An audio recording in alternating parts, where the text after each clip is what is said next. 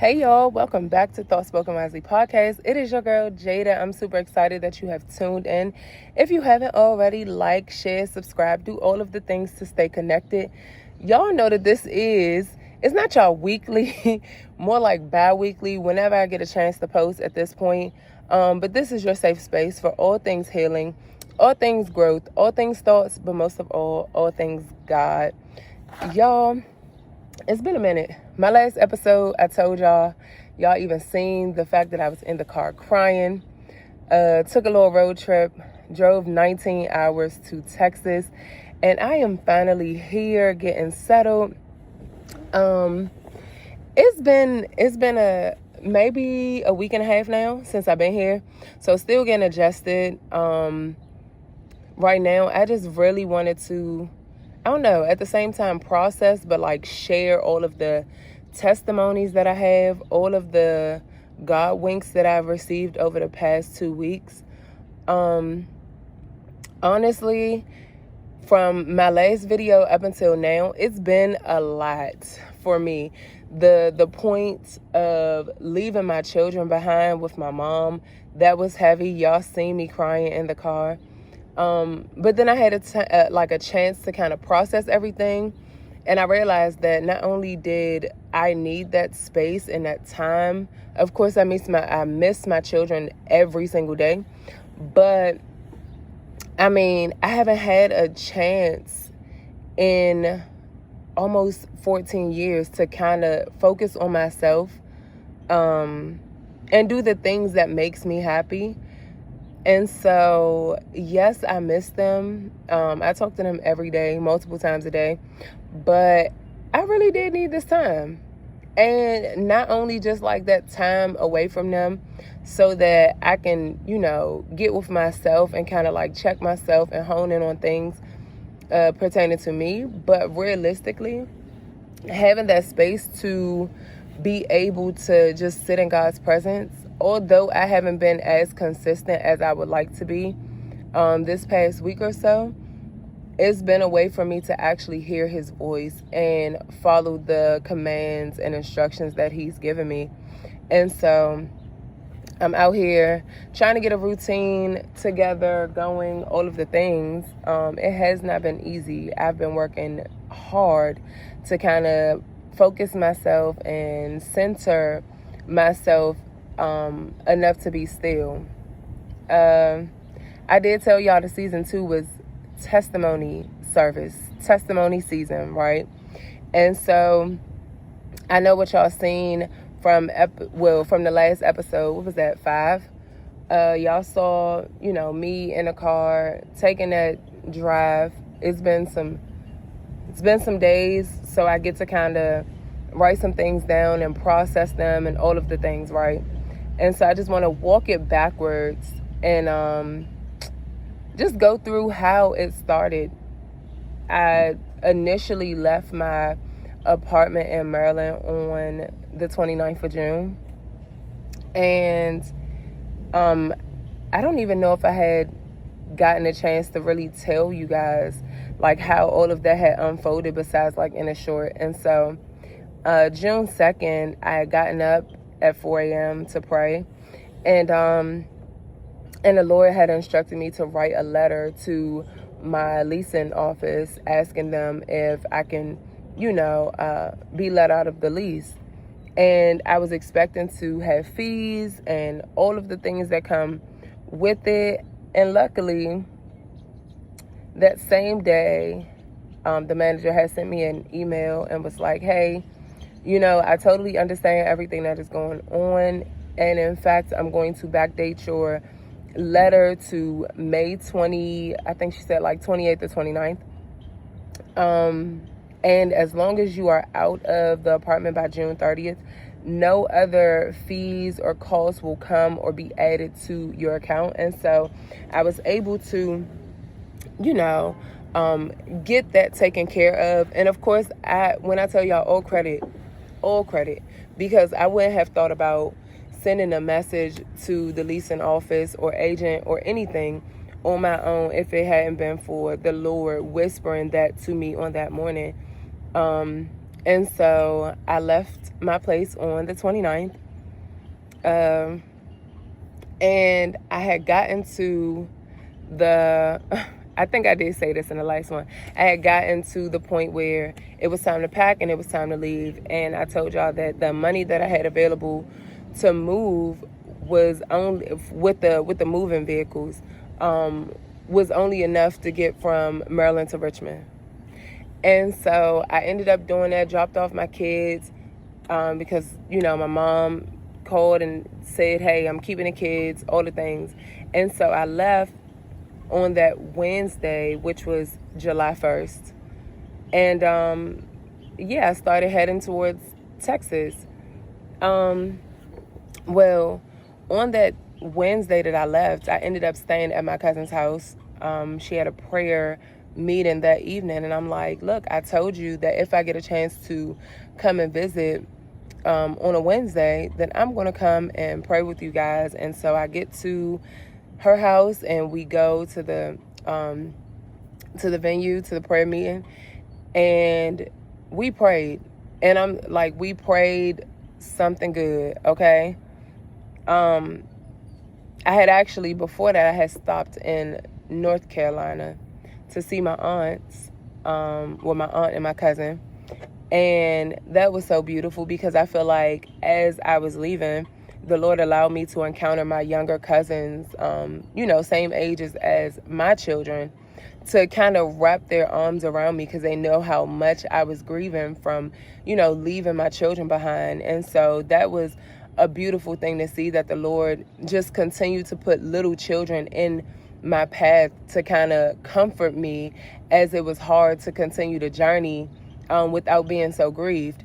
And so I got to South Carolina. My cousin in South Carolina, she has children too, so I was able to stay the night and enjoy my family on that day. And so I get to the prayer meeting that evening, and I had the opportunity to share my testimony with a young man who had been going through and is still going through some things that he isn't proud of, but he can understand why God allows him to go through the things that he's been going through. And so, long story short, I'm telling him about my testimony, and he's giving me his testimony. And the conversation that we had allowed me to see how good God is and how much he really cares about us.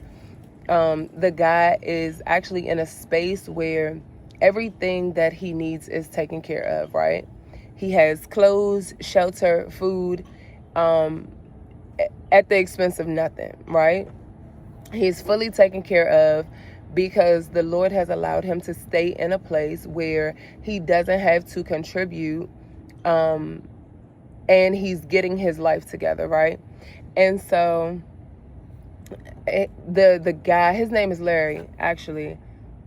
And so Mr. Larry is telling me all about his situation and his life in general. And something about the conversation allowed me to see that the Lord was showing me how he covered Mr. Larry and how that same covering and favor is in fact on me. And so I share, we laugh, we cry, we talk, we pray, we worship in that setting. And I'm able to walk away with this remembrance that the Lord is not only preparing something for me, but I'm well taken care of during the process. And so I'm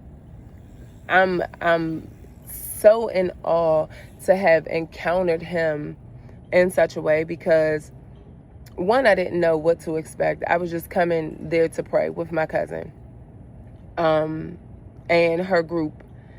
And then for me to encounter someone in a way where it would pierce my heart was a whole nother thing. And Mr. Larry didn't think that he had encouraged me that day because of his circumstances. He thought that that he had actually failed in giving his testimony.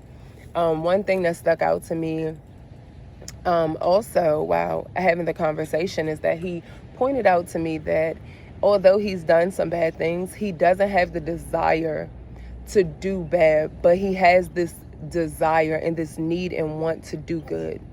So the changing of his life. And so me understanding all of the things that he's gone through and being able to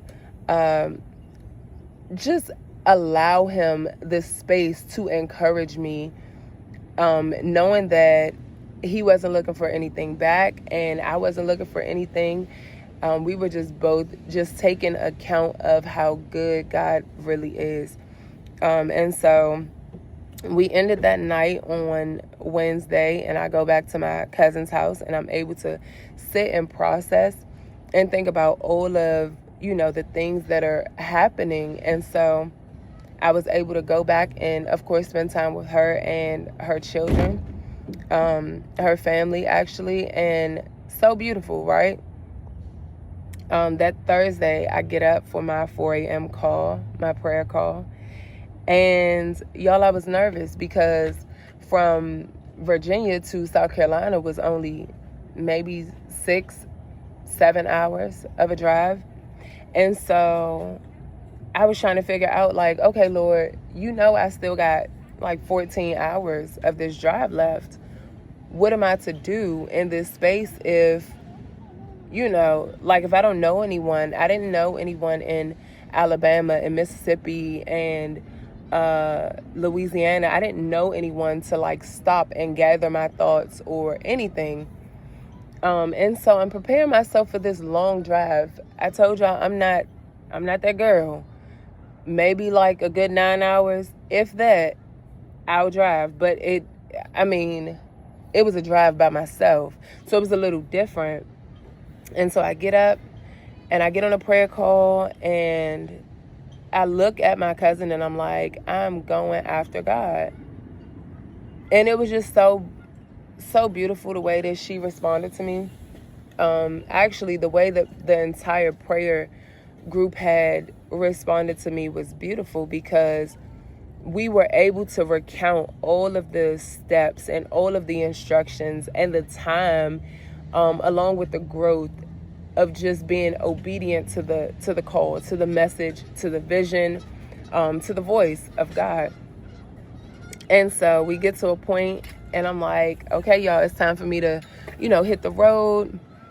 And I hug my cousin and I'm almost in tears. I'm like, I cannot cry because this is exactly what he wants me to do. He said, go to this place, and it's going to be, easy. It's going to be, what I promised you.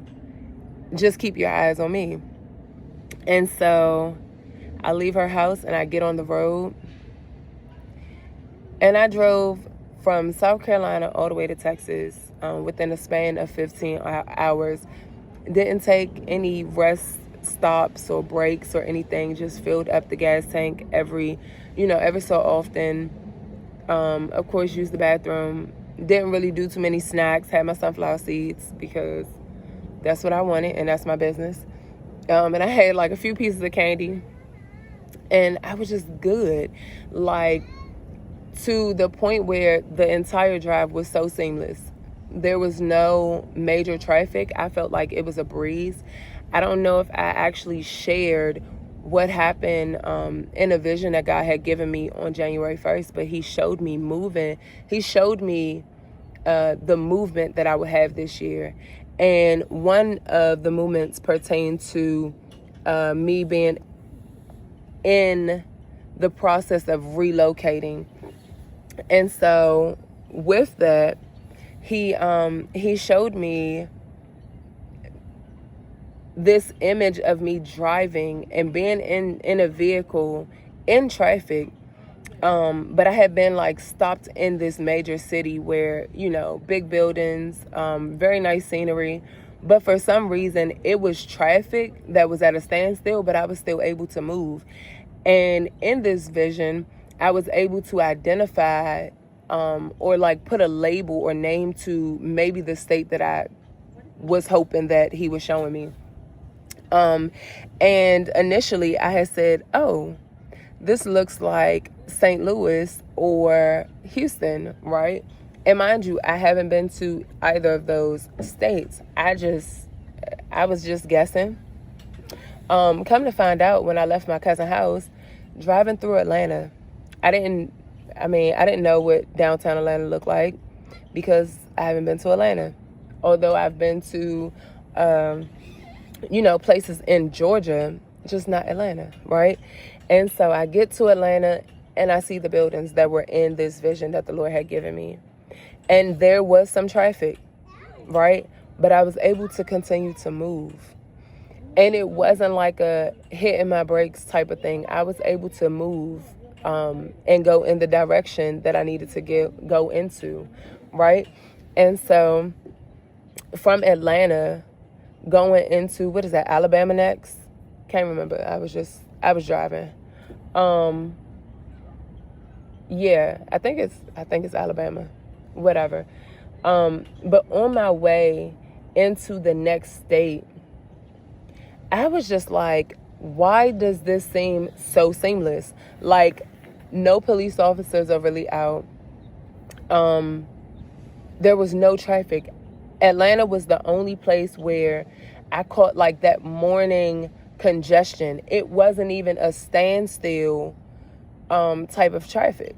And so I'm just like, Lord, you really did promise me that when the move actually had come into play, I wouldn't have any issues with, the whole traffic. Like, I was going to be going at a speed that no one else was going at. And so I take it all in. I continue to drive, making my stops. And for some reason, the Lord had allowed everyone who supports me, everyone who, usually rallies around and, encourage me in every way possible. He allowed me to talk to them on the phone. And so my family and friends and coworkers, they really encouraged me during this drive to not only stay awake, but to push through. Like, everything was going to be okay. Like, I was really going to the land that the Lord had promised me, had literally said that every place that my foot tread upon, it is mine, right? And so I finally make it to Texas on that Thursday. Mind you, I had scheduled a room. I had booked a room for an entire week for me and my children to stay in, because I was like, I don't really know anything about the area, but I can go ahead and schedule this room, this reservation, so that we'll have somewhere to stay. Mind you, I didn't even pay for the room upon, my arrival. I wanted to wait until I had checked in to actually pay. And so, tell me why I get all the way here. Mind you, on the way, people were blessing me, like, hey, here's a seed. Hey, I just wanted to give you this. Hey, this is, use this, put this in your pocket, all this stuff, right? And so I'm like, okay, cool.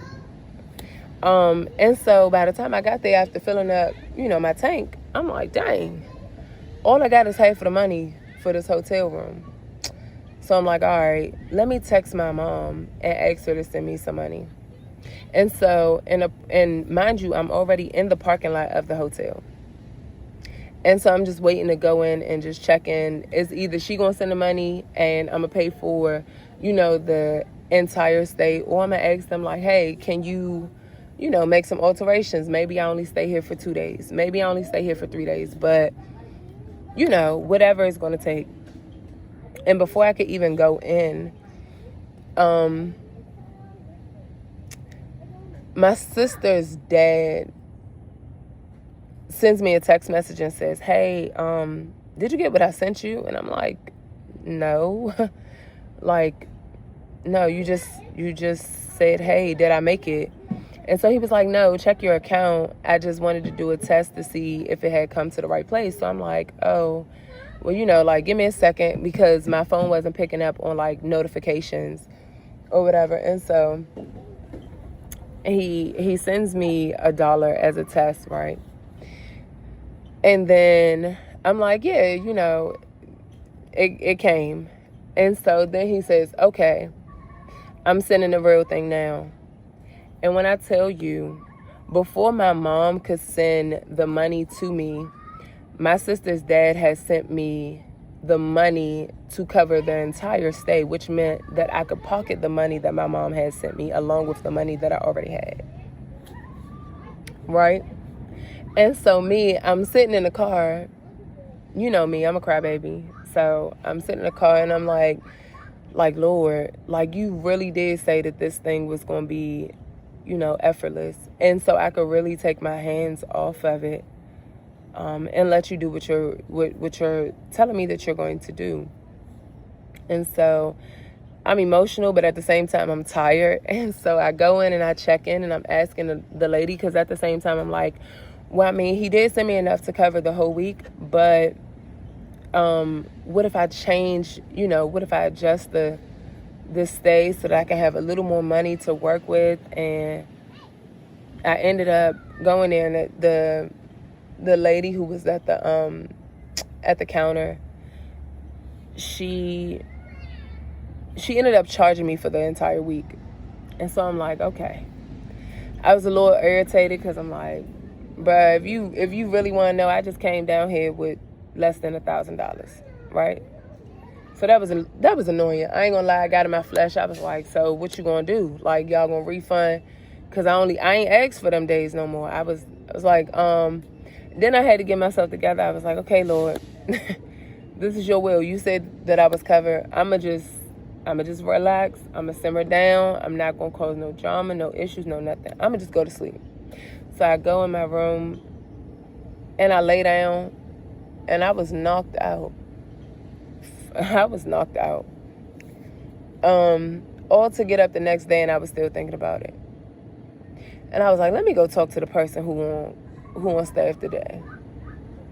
And I'm asking the girl some questions, and she like, well, we typically don't do refunds because this is not that. And I'm like, what? So of course I get in my little feelings again, because I don't know, just being spoiled, being a brat, having a little more pride, having feeling like a little bit of guilt, a little bit of shame, a little bit of everything. I was grieving because it's like my kid's not even with me. How you expect me to stay in this room? My kid's not even with me. So really, you could just cancel the whole thing because my kids ain't even here. And that's like the kind of attitude that I had. And the Lord had to get me together again. He like, you can rest, because when it's time to go to the next place, I'll provide. And so I'm like, okay, all right, cool. I'ma relax. The Lord said he got it. I don't have to worry about it. So I was able to stay in that room for an entire week. Didn't have to worry about anything, which also then reminded me of Mr. Larry. Mr. Larry is staying in a place. He doesn't have to pay for water, doesn't have to pay rent, doesn't have to buy anything. People give him money for food, and sometimes even buys him food.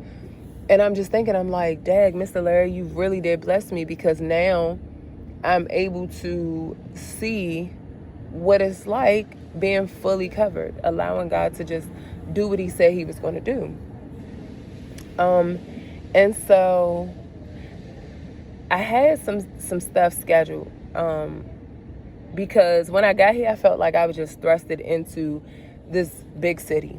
And the one thing that I will say that I said to myself, as soon as I got to, I think it was like, I got off of 20 and I got on whatever their major highway is, right? And I looked and I said, Jada, this is no longer a space where you can dream small. You really have to think really big. You have to bring your dreams up to the magnitude of how big of capacity you have now.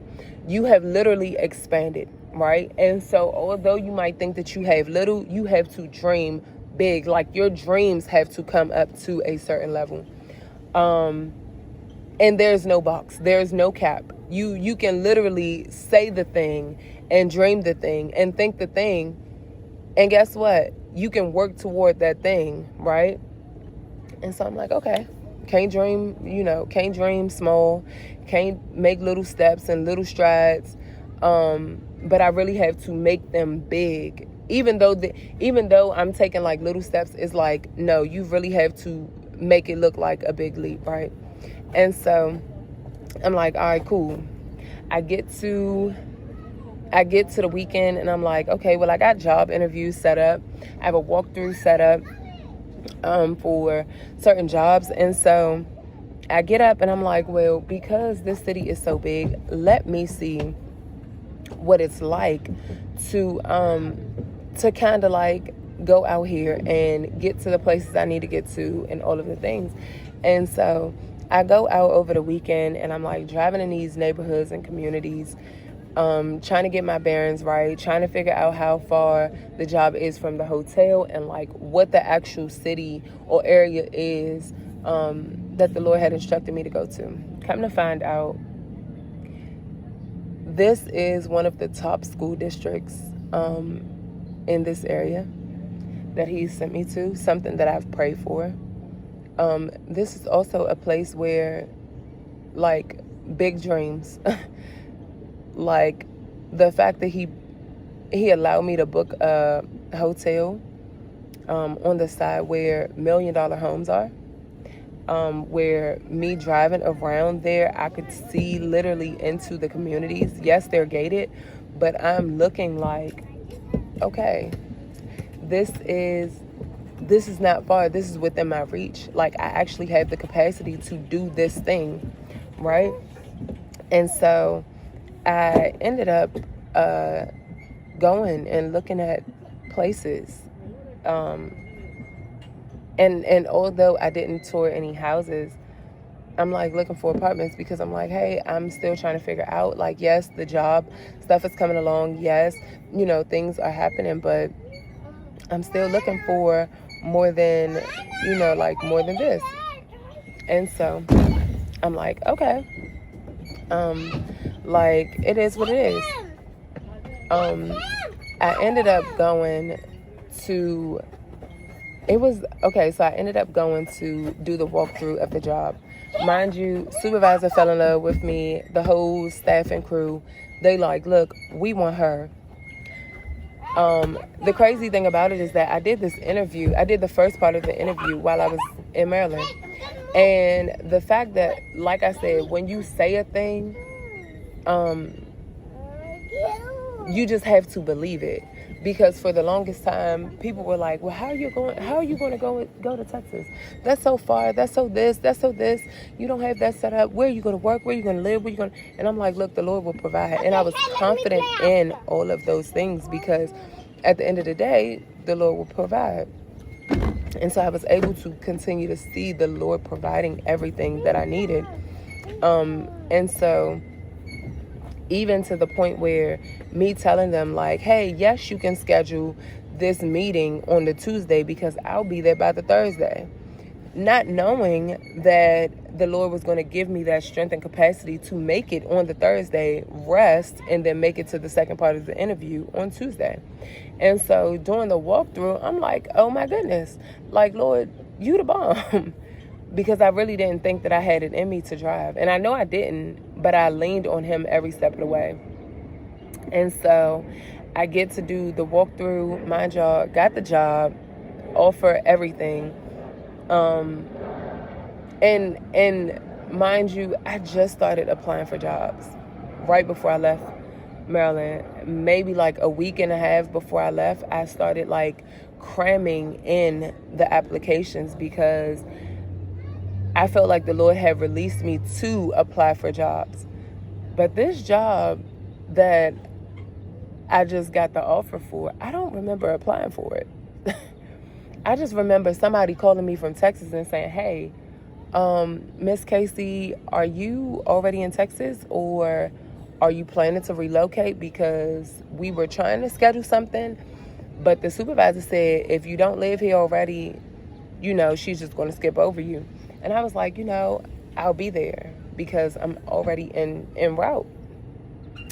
And so I'm talking about like me putting in applications for maybe like 3 days.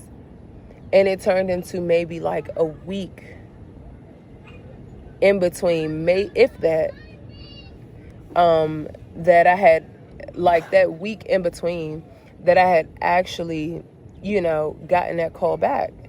And I'm just like, this is wild, right? On top of actually getting the position.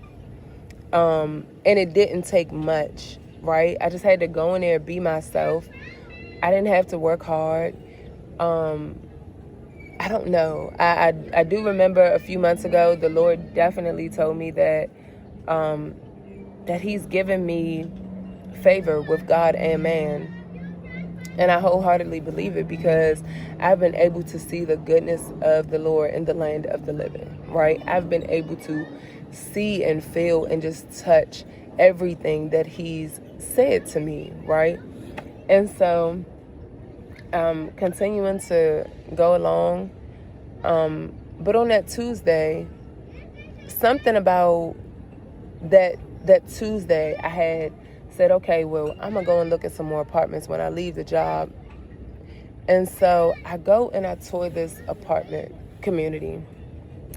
Mind you, the stay for me in the hotel was from Thursday to Thursday. And so if it's Tuesday, I got 2 more days until I check out.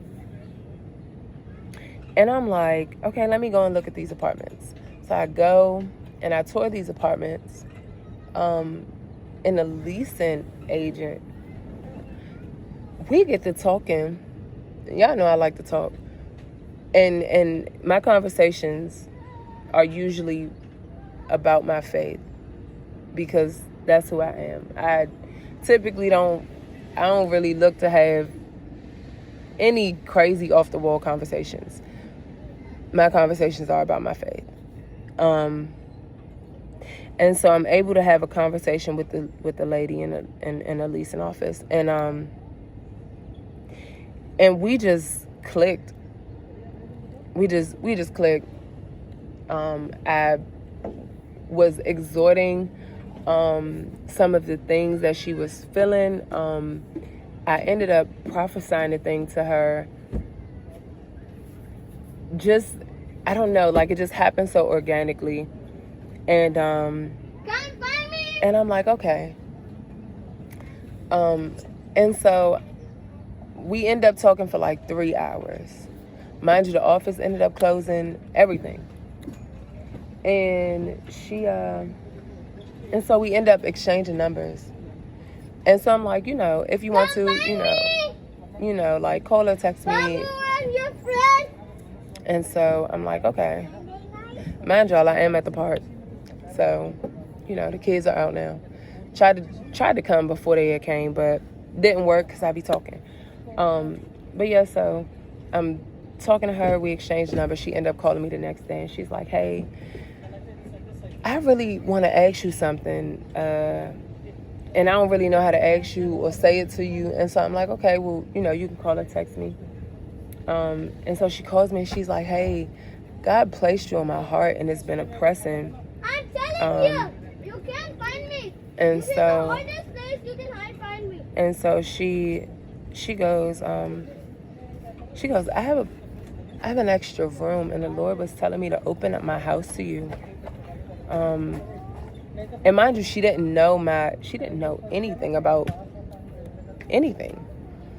And this was Wednesday when she had called me. We met on Tuesday. And she's like, yeah, I got this extra room. You can come, and stay. It's open to you. You don't have to give me anything for it. I just want to be obedient to God. So I'm like, wow. All I can say is like, wow. Like, really, Lord? Okay, cool. The thing about it is, Wednesday morning I got up and I was in distress. I got up and I'm like crying. I'm like, Lord, tomorrow is checkout. Where am I going to go? I've been here for a week. So where am I going to go? And I got to the point where I was like, you know what, Jada? Go in survival mode. Go and get a membership at a gym. You got your car. You can sleep in your car. You can shower at the gym. You can do... And he shut me down. He said, this is not a survival season for you. this is the season where you will thrive.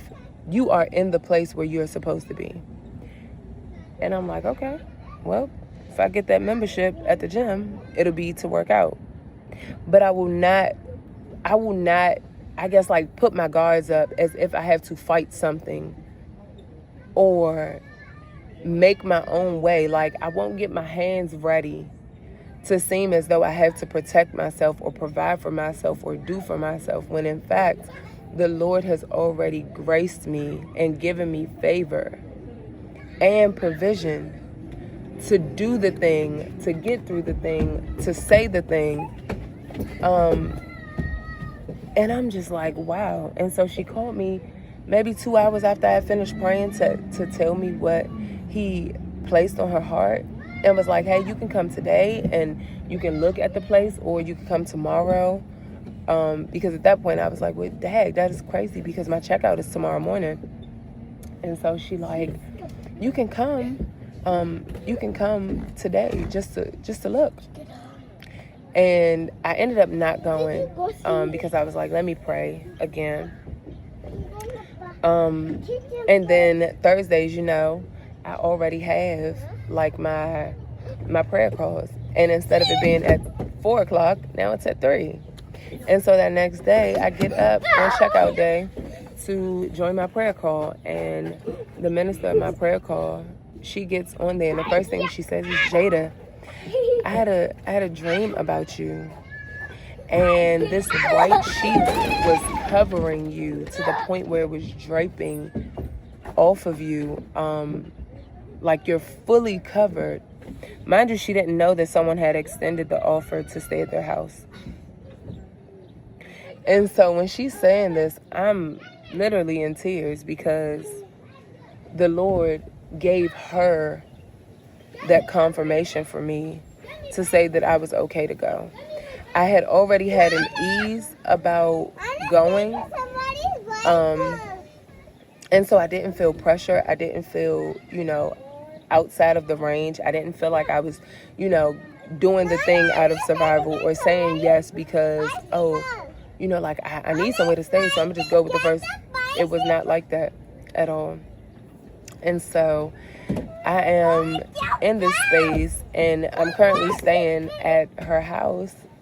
But a few months ago, as this was coming together, what I was saying to people was, everywhere that I go, the Lord will give me someone or something that I need.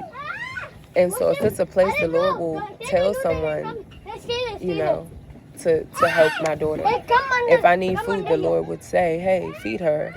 If I need anything that I need, it will be provided. And I just kept reminding myself of that. And so as I bring this to a close, I just wanted to encourage someone that I know it might seem hard, right? I know that it may seem hard going through whatever your process is.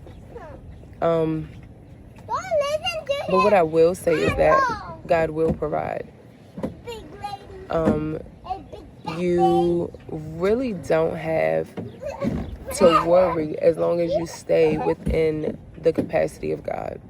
If you stay within God's reach, if you stay at His feet, He will provide all of the things that's needed, right?